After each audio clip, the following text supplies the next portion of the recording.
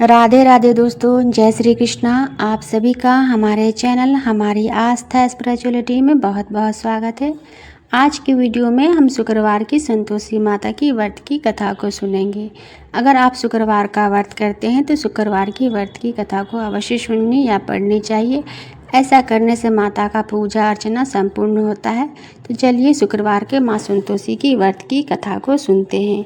एक गांव में एक बुढ़िया रहती थी जिसके 7 बेटे थे। 6 बेटा कमाने वाला था और एक बेटा जो था वो निकम्मा था।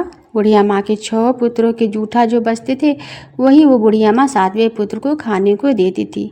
7वां पुत्र एक दिन अपनी पत्नी को बोला, देखो मेरी माता मुझसे कितना प्रेम करती है।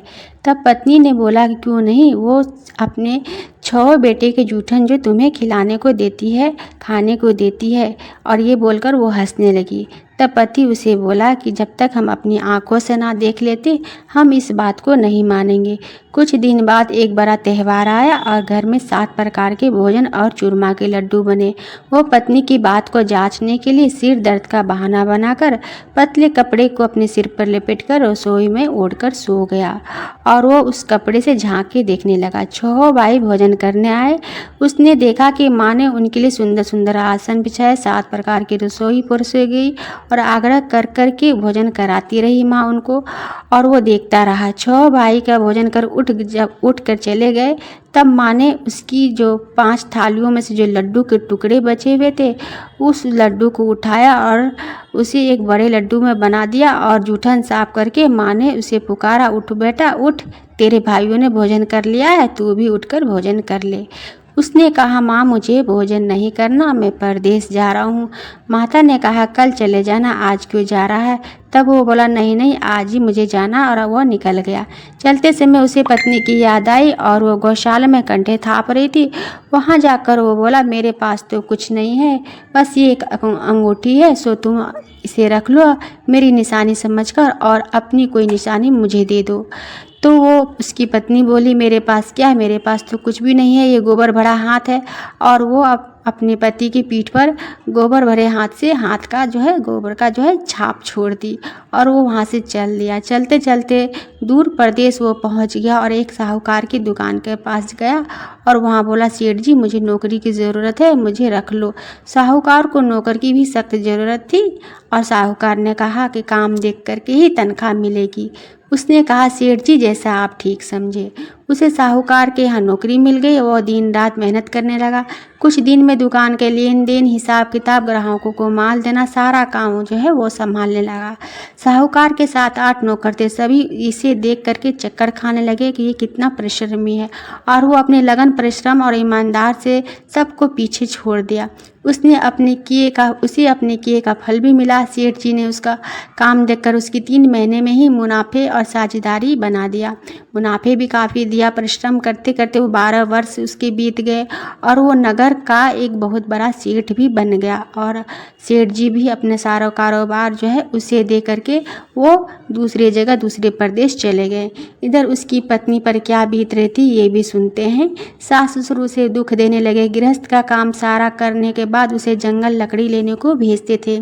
इस बीच उसे जो है रोटी के जो भूसे, आटे के जो भूसे बचते थे उसकी रोटियां बनाकर उसे खाने को दिया जाता था। और टूटे हुए फूटे हुए नारियल की जो नड़ेली होती है उसमें उसे पानी पीने को दिया जाता था। दिन किसी तरह से बीत रहे थे। एक दिन वो जंगल में लकड़ी लेने गई और वहाँ उसने देखा कि बहुत सारी स्त्रियाँ जो हैं संतोषी माता की व्रत कर रही हैं। वो खड़ी होकर पूछने लगी कि बहनों, ये किस देवता की तुम व्रत कर रही हो और इसके करने से क्या फल मिलता है? इस व्रत के करने की क्या विधि है? यदि तुम अपने इस व्रत के विधान से मुझे समझाकर कहोगी तो मैं तुम्हारा बहुत ही एहसान मानूंगी।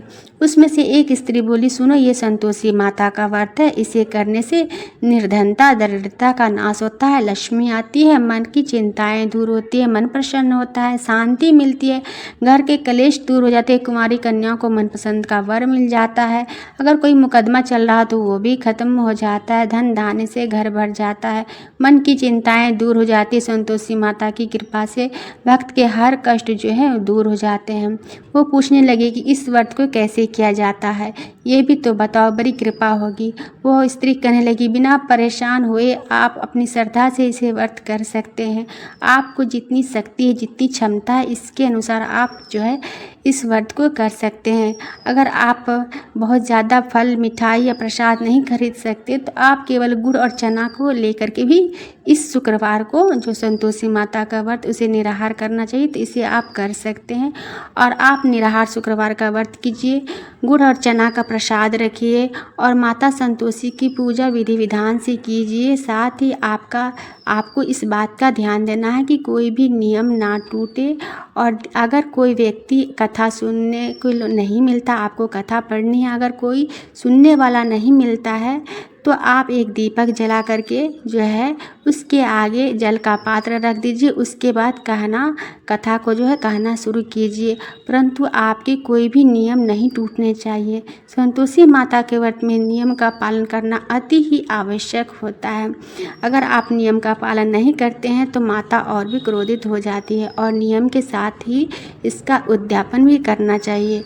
आपको तुरंत ही इसका फल मिल जाता है। 3 माह के अंदर ही माता जो है आपको फल प्रदान कर देती है, आपकी हर इच्छाएं पूरी कर देती है।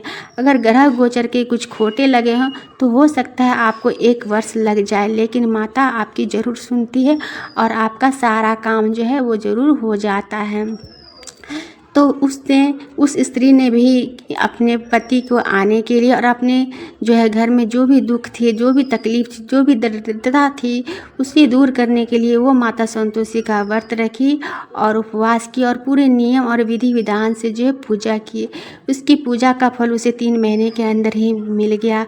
उसका पति जो है वह घर वापस आ गया और एक बड़ा सेठ बनकर के आया, काफ़ी सारा धन लेके आया, जिससे कि उसकी निर्धनता जो है दूर हो गई, घर में सुख शांति आ गया, सबों के बीच प्रेम आ गया, तो उसकी इच्छाएं जो है वो पूरी हो गई। इसी तरह से संतोषी माता के जो भी व्रत करते हैं उनकी सारी इच्छाएं पूरी होती है। माता अपने भक्त के सारे कष्ट को दूर करती हैं। तो इस व्रत का बस इस बात का याद रखना है कि इस व्रत के करते वक्त आपको किसी भी तरह से नियम को जो है नहीं टूटने देना है। आपको नियम को अच्छे से मानना है, उसके बाद ही आपको ये व्रत करना है, क्योंकि इस व्रत में जो है भूल की कोई जो है माफ़ी नहीं है। इस व्रत में अगर गलती कर देते हैं तो इसका नुकसान आपको मिलेगा। इसलिए आपको बहुत सोच समझ कर ये व्रत करना है, क्योंकि ये व्रत का फल भी है जो है माता संतोषी बहुत ही जल्द दे देती हैं। इसलिए पूरे नियम के साथ आपको ये व्रत करना है और इसका उद्यापन भी करना है। तो बोलिए जय संतोषी माता की।